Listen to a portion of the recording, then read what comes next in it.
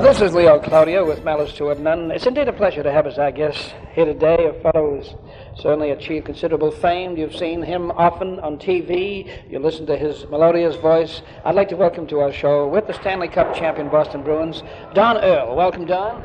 Thank you, Leo. It's a pleasure. Well, Don, it certainly is a pleasure to have you as our guest here today. Don, you are in the middle of another great season with this great Stanley Cup champion Boston Bruins team. This is an unusual group of athletes, Leo. A very dedicated group. They're professionals every inch of the way. They get just as upset at themselves when they play a bad game, or even more so when they lose. There's no reason in my mind why this club shouldn't repeat. They've got a load of talent. Don, when the team loses, are you emotionally involved, so to speak? Do you feel the ups and downs like as if you were playing with the club? Well, I think that anyone in my position who virtually lives with this group 9 months of the year. We travel in the same planes, the same buses, we live at the same hotels, and we eat at the same tables. That a lot of it has to rub off on all of us that travel with the club. Yes, we feel it just as much as they do. And Don, as a sportscaster, you yourself have achieved Stanley Cup championship caliber, so to speak.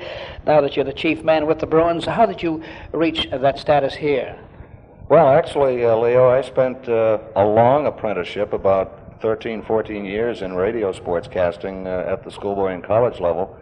And when I went with Channel 38 back in 1967, early 1967, it was with the thought of getting more background at the college level in television. At that time, Channel 38 was doing quite a bit of college sports.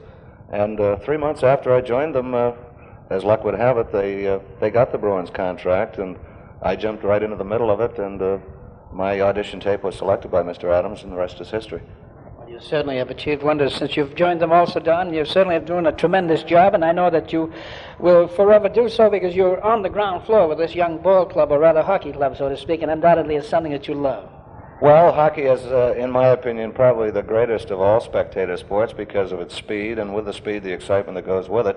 And yes, it is one of the youngest clubs, and it's on this basis, that plus the talent they have, and great rookies down in the minor systems coming along, that there's no reason why this club shouldn't be at or near the top for, well, a long time to come. Don, you're with the Boston Bruins 9 months of the year, training and everything else, Stanley Cup championships, and that means you have 3 months off a year. How does anyone get a job like that? Well, actually, I don't have 3 months off. I have 3 months off of traveling, but I'm still employed by Channel 38 in the off-season, so I put in a full 12 months. What do you do with those 3 months?